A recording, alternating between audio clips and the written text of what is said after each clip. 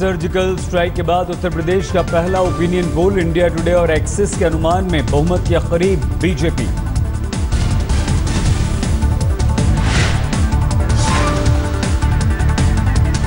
Opinion poll में BJP को 170 से 183 सीटों का अनुमान। राज्य में कुल 403 सीटों पर होने हैं चुनाव।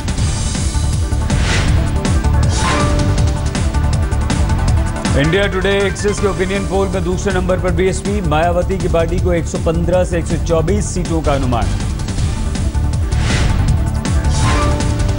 तीसरे नंबर पर लुढ़क सकती है समाजवादी पार्टी, 94 से 103 सीटों का अनुमान।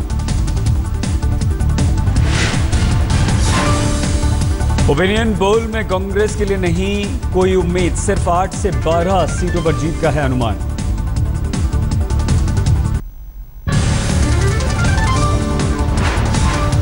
मुख्यमंत्री के तौर पर मायावती हैं उत्तर प्रदेश के लोगों की पहली पसंद। 31% लोगों ने बताया फर्स्ट चॉइस।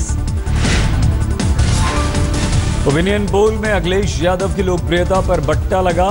मुख्यमंत्री के तौर पर 27% लोगों ने बताई अपनी पसंद। बीजेपी के नेताओं में राजनाथ सिंह 18% लोगों की पहली पसंद। योगी आदित्यनाथ के हक में 14% लोगों के वोट। ओपिनियन पोल के अनुसार सिर्फ 1% लोगों की पसंद है शीला दीक्षित, तो 2% लोगों ने प्रियंका को बताई अपनी पहली पसंद।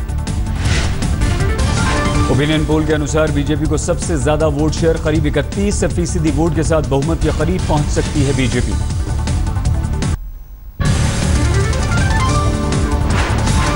उत्तर प्रदेश के 4 में से 3 क्षेत्रों में बीजेपी की बल्ले बल्ले। पश्चिमी उत्तर प्रदेश में 31, पूर्वी उत्तर प्रदेश में 33 और बुंदेलखंड में 32% वोट मिलने का अनुमान।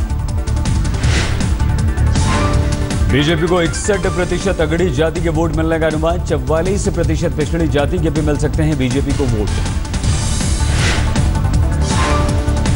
बीएसपी के खाते में जा सकता है 31% दलितों के वोट। मायावती के साथ 21% मुसलमान भी हो सकते हैं।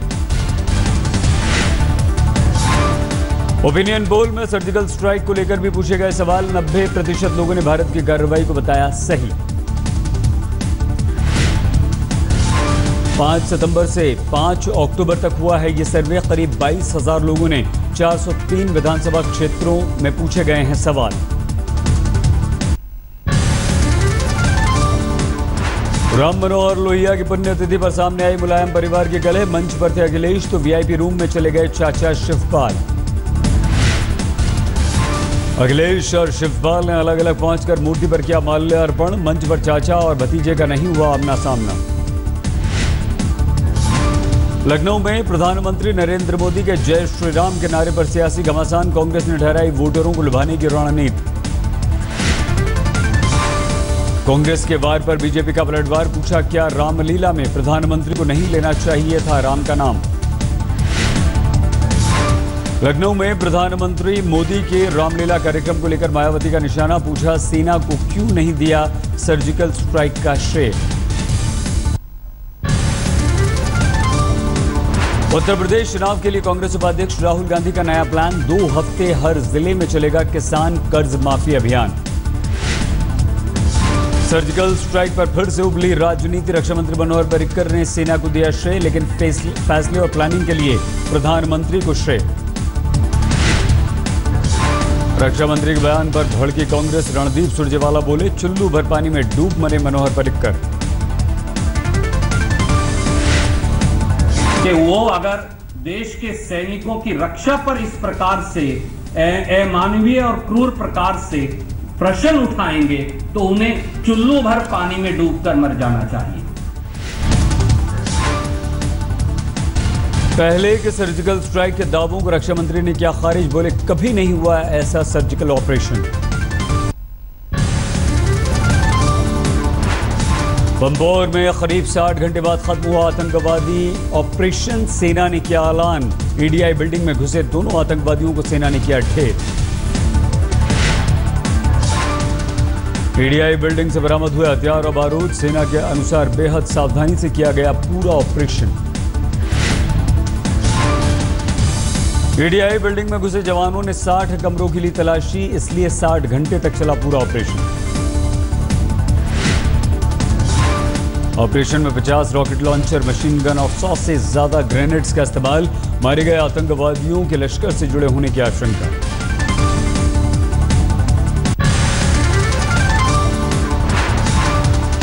एलओसी के करीब पाकिस्तान के गांव में लश्कर के 6 आतंकवादियों की कैंपिंग। खुफिया एजेंसियों की रिपोर्ट, गुरदासपुर या हीरानगर से घुसपैठ की आशंका। खुफिया सूत्रों के अनुसार एलओसी के छब सेक्टर में पाकिस्तानी सेना की बड़ी हलचल, कई टैंकों के साथ जवानों के देखे जाने की खबर। लश्कर के आका हाफिज सईद ने कश्मीर को लेकर पाकिस्तानी हुकूमत को घेरा, कहा अमेरिका की मुंह क्यों देखते हैं इस्लामाबाद में बैठे नेता।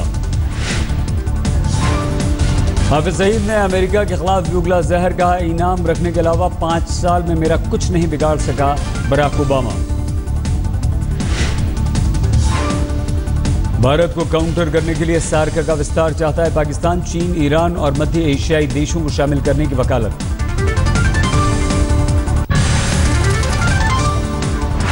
कश्मीर को लेकर पाकिस्तान ने यूएन को सौंपा डोजियर, कहा ध्यान भटकाने की कोशिश कर रहा है भारत। सर्जिकल स्ट्राइक से पाकिस्तान का फिर इनकार, आज तक से खास बातचीत में अब्दुल बासित का दावा, भारत ने किया सीज फायर का उल्लंघन। सुरक्षा पर गृह मंत्री राजनाथ सिंह ने ली उच्च स्तरीय बैठक, रक्षा मंत्री मनोहर पर्रिकर और एनएसए अजीत डोवाल भी रहे मौजूद।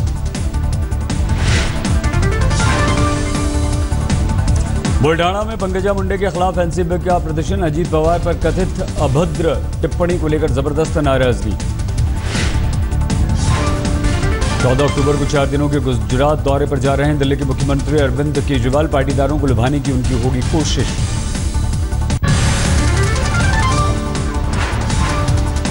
जयललिता से मिलने पहुंचे बीजेपी अध्यक्ष अमित शाह, चेन्नई के अपोलो अस्पताल में चल रहा है तमिलनाडु की मुख्यमंत्री जयललिता का इलाज।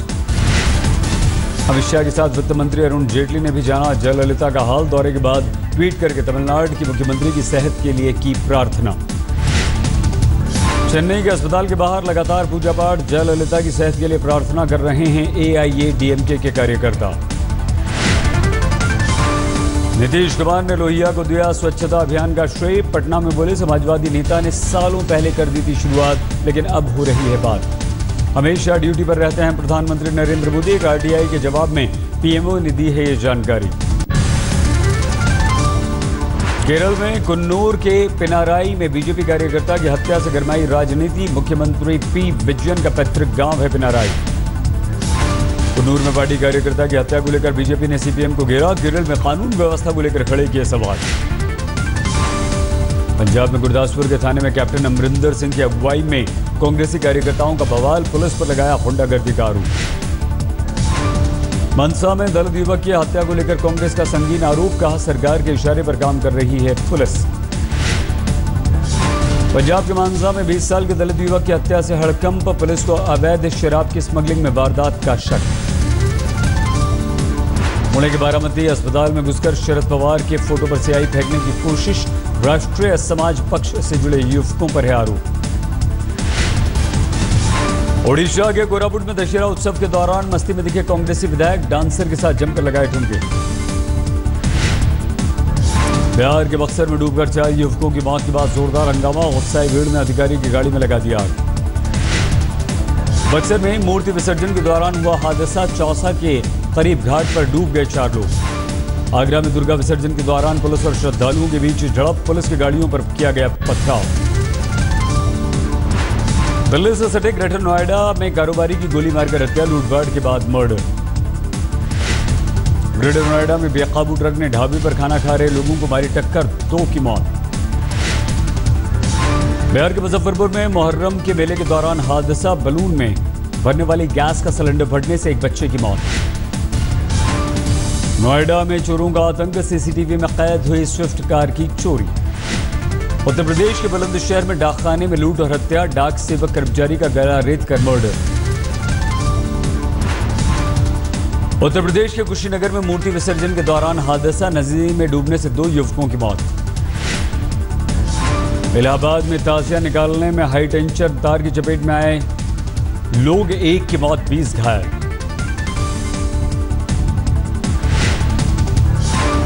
राजस्थान के अलवर में भीषण सड़क हादसा, सड़क किनारे खड़े बाइक सवार को ट्रक ने कुचला, सीसीटीवी में कैद तस्वीर, मौके पर मौत।